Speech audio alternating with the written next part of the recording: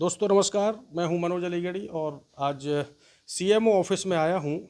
आना इसलिए ज़रूरी था कि यहाँ के बड़े लोकप्रिय, जनप्रिय और लोगों की पीड़ा समझने वाले, लोगों के दर्द को समझने वाले, लगातार किसी गांव में अगर बीमारी से मौत होती है तो उसका खामियाजा चुकाने वाले, लोगों को दर्द में राहत दिलाने वाले बहुत ही लोकप्रिय डॉक्टर राहुल कुलश्रेष्ठ साहब का आज विदाई समारोह है।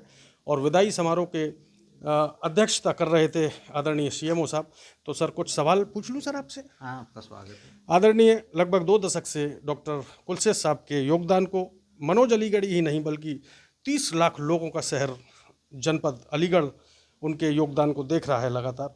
डॉक्टर साहब का आज सेवानिवृत्त कार्यक्रम हो रहा है। इस योगदान को स्वास्थ्य विभाग के मुखिया होने के नाते आप कैसे देखते हैं सर?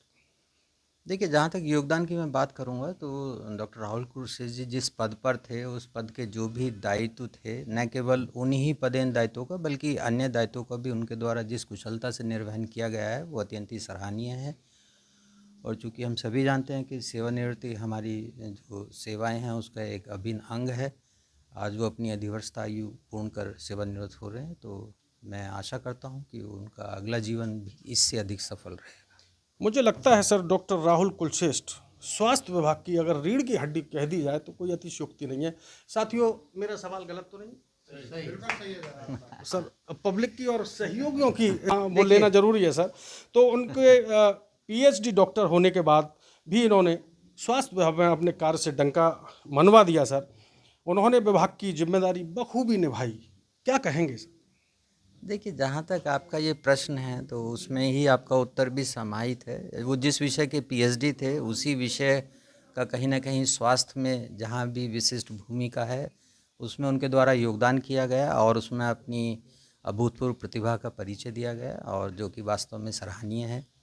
जहाँ तक आपने कहा है कि स्वास्थ्य विभाग की रीढ़, तो यहाँ मैं ज़रूर आपसे कहूँगा कि स्वास्थ्य विभाग एक शरीर है, रीढ़ वीढ़ ये सब चीज़ें थोड़ा सा अलग हो जाती है। बड़ी अच्छी बात है सर। एक सवाल और है, हो सकता है बहुत से लोगों को नाराजगी हो जाए। सर, विभाग अब इनकी कमी को कैसे पूरा करेगा? हालांकि गवर्नमेंट की मशीनरी है, लेकिन इनका जो व्यक्तित्व है, व्यवहार है, जो लोकप्रियता है, जो लचीलापन है सर, उसको कैसे फुलफिल करेंगे? कौन अधिकारी को जिम्मेदारी देंगे सर इसकी? देखिए, जहाँ तक इनकी कमी को पूरा करने का प्रश्न है तो व्यक्ति विशेष की कमी तो कभी भी पूर्ण नहीं की जा सकती है। बट जहाँ तक विभागीय दायित्वों की बात है तो हमारे अपर मुख्य चिकित्सा अधिकारी हैं जो वेक्टर बॉर्न हैं और कहीं ना कहीं उन्हीं के दायित्वों का ये अभिन्न अंग भी है। तो डॉक्टर दिनेश खत्री हैं जो हमारे एसीएमओ वेक्टर बॉर्न है, उन्हीं के द्वारा अब इनके दायित्वों का निर्वहन किया जाएगा। और हो सकता है शुरू में थोड़ा सा कहीं हम उतना गुणवत्तापरक तरीके से ना कर पाएँ, पर हमारे साथ बहुत बड़ा समुदाय होता है, समुदाय की आवश्यकताएं होती हैं, उसी के अनुरूप हम लोग अपने आप को तैयार करके अपनी सेवाओं को उनके बीच देने का कार्य करते हैं। सर, एक 30 लाख लोगों की आवाज़ आ रही है सर। एक तरफ 30 लाख लोगों की, 60 साल पर देश के प्रधानमंत्री निरंतर आगे बढ़ते चले जा रहे हैं। पब्लिक का कहना है कि सर को सेवा विस्तार कर दिया जाए सर, थोड़ा दिन और आनंद लिए जाए। क्या कहेंगे सर इस पर? ऐसे डायनेमिक पर्सनैलिटी सर, व्यवहार कुशल और हर इस एक विशेषता और है सर इनकी। सर, एक विशेषता और है, ये इतने खास हैं अलीगढ़ के लिए कि ये सर बिल्कुल नहीं हिलते, सीएमओ को हिला देते हैं सर। ना जाने सीएमओ कितने सर विदा कर दिए और सर ये वही सीट पर जमे रहते हैं। नहीं, ये अच्छी बात बताई आपने। मैंने भी जब ज्वाइन किया था तो मुझे भी यही आपके विचार जो हैं मेरे विभागीय लोगों द्वारा बताए गए थे। लेकिन चूँकि मेरे तो जो पहला दिन था वो बीता ही इनके साथ था, तो इन्होंने मुझे ये बता दिया था कि मैं हमेशा आपके साथ बना रहूँगा और आपको नहीं हिलने दूंगा। तो संभवतः मैं तो हिला नहीं हूँ, बाकी का मैं। तो आप थे हमारे साथ में स्वास्थ्य विभाग के मुखिया आदरणीय नीरज त्यागी साहब, और सर का जो व्यवहार है वो बिल्कुल आत्मीयता से जुड़े हुए हैं। मेरा सर से और आपके परिवार से लगभग 25 वर्ष पुराना संबंध है, और संबंध यूं ही नहीं, मित्रता के नाते नहीं, आपके हमने कार्यशैली को देखा और जनता के प्रति आपके समर्पण को देखा, और ये एक उदाहरण है अपनी कार्यशैली के लिए, सरकारी सेवाओं के लिए। मैं हूं मनोज अलीगढ़ी सर, आपके उज्जवल भविष्य की कामना करता हूं।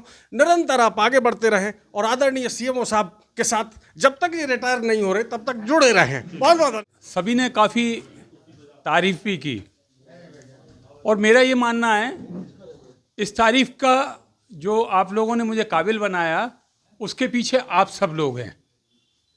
कोई भी अकेला आदमी सफल नहीं हो सकता जब तक उसको सहयोग ना मिले, चाहे वो घर हो या वो ऑफिस हो। तो मैं ये कहूँगा कि मुझे मेरी सफलता के पीछे आप सब लोग हैं। मैंने कार्य जरूर किया, लेकिन उसको अंजाम देने वाले आप लोग हैं। मैंने कोई भी काम किया हो, विभिन्न योजनाओं में काम किया हो, मैं ये कोई दावा नहीं करता, ना मुझे कोई गलतफहमी है कि मैंने ये योजना चलाई या मैंने ये योजना चलाई। उस योजना को चलाने के लिए एक टीम की ज़रूरत होती है। अकेला आदमी कुछ नहीं कर सकता। पुरानी कहावतों को मैं बहुत मानता हूँ कि अकेला चना बाढ़ नहीं फोड़ सकता। अगर कोई इस गलतफहमी में है तो उसका कोई इलाज नहीं है। मैं सफलता के शिखर पे बकौल आपके चढ़ा हूँ तो सिर्फ आपकी वजह से चढ़ा हूँ। और बिहेवियर जो भी है, कभी हो सकता है मैं गुस्सा भी हुआ हूँ। मुझे मालूम है कि लोगों को लगता है कि मैंने ऐसा बोल दिया वैसा बोल दिया, नहीं बोल पाते हैं, तो ऐसा भी मैं महसूस करता हूँ कि बहुत कुछ कभी कभी बोल जाता हूँ, मुझे एहसास होता है उसका, लेकिन फिर मैंने उसको चेंज नहीं किया। चेंज कर दूंगा तो राहुल कुलश्रेष्ठ कहाँ से रह जाऊंगा। लोग कोशिश करते हैं कि राहुल कुलश्रेष्ठ को अपने अनुसार ढाल लेंगे या अपने अनुसार चेंज कर लेंगे, तो उन लोगों को हमेशा ये एहसास रहा कि ना तो वो ढाल पाए और ना ही मैं परिवर्तित हो पाया। मैं आप सब लोगों का बहुत बहुत धन्यवाद देता हूँ और मैं चाहता हूँ कि सब लोग मिक्स होकर रहें, एक दूसरे की भावनाओं को समझें। गुस्सा हमेशा कोई ज़्यादा फ्रूटफुल नहीं होती है, दूरियां ही बढ़ती हैं उससे। हमें आइस को हमेशा पिघलाना चाहिए। कम्युनिकेशन गैप हमारा नहीं होना चाहिए। कम्युनिकेशन गैप हमारी पर्सनैलिटी को डाउन करता है। मैंने गज़ल की 4 पंक्तियां सुनी, लोगों ने बताया कि बहुत गाते हैं, तो मैं शायद जो रेफरेंस निकालना चाह रहा हूँ उस गज़ल की 4 पंक्तियों से नहीं निकाल पाएँ, लेकिन शायद निकाल लें। उसकी है, क्या मज़ा बार बार मिलता है आपको हमसे रूठ जाने में, रूठने में लगी है 2 घड़ियाँ,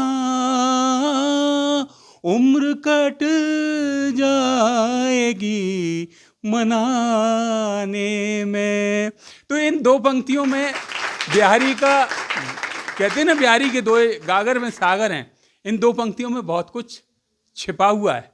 हमें हमेशा लोगों से बात करनी चाहिए, हमेशा लोगों से फील्ड में जाना चाहिए। ज़रूरी नहीं है कोई मेरी बात ही माने, हमें कन्विंस करना आना चाहिए और दूसरे की बात सुनने का धैर्य भी रखना चाहिए। तो अगर हम ये करेंगे, मैंने तो शायद ये किया तो सबको साथ लेके चला, तो आज ये है कि आप लोगों का दुआएं मिली कि ऐसा करते थे। तो मैं आप लोगों से ये भी अनुरोध करूँगा कि मेरी अगर किसी वाणी से कभी भी किसी को कष्ट पहुँचा हो, और निश्चित रूप से पहुँचा होगा, ये मैं नहीं कह रहा कि नहीं पहुँचा है। लोग अब मुस्कुरा रहे हैं, मुस्कुराहट उनकी संदेश दे रही है कि उनको कष्ट पहुँचा है। और अब मुस्कुराना, क्योंकि हम या तो रिटायरमेंट की पार्टी हो या शमशान में जाएं, सब तारीफ ही करते हैं नहीं, चाहे वो कुख्यात हो या विख्यात हो। वाणी से निश्चित रूप से, मेरे कार्यों से भी समय समय पर कष्ट पहुंचा होगा, लेकिन उस कष्ट के लिए मैं क्षमा प्रार्थी हूं। और मैं आशा करता हूं कि नौकरी के सोपान पे, उम्र के सोपान पे आप बड़ा दिल दिखाते हुए मुझे माफ़ करेंगे, और मैं ये मान लूँ कि आप लोगों ने माफ़ कर दिया दिल से। इसी के साथ मैं आपको बहुत बहुत, आपको भी स्वास्थ्य की कामना करते हुए मैं अपनी वाणी को विराम देता हूँ। धन्यवाद। और मैं ये भी कहूँगा कि शाम को डिनर का प्रोग्राम है। मैंने पर्सनल टच के नाते आप सब लोगों से व्यक्तिगत रूप से भी कहा है, और यहाँ भी सामूहिक रूप से कह रहा हूँ, आप लोग आएंगे तो मुझे अच्छा लगेगा। थोड़ा कष्ट होता है कि अरे अब कहाँ जाएंगे, हमने भटूरे खा लिए, अब कौन खाएगा खाना। खाना खाने के लिए नहीं कह रहा, लेकिन एक गेट टुगेदर के लिए आइए। जब गेट टुगेदर के लिए आएंगे तो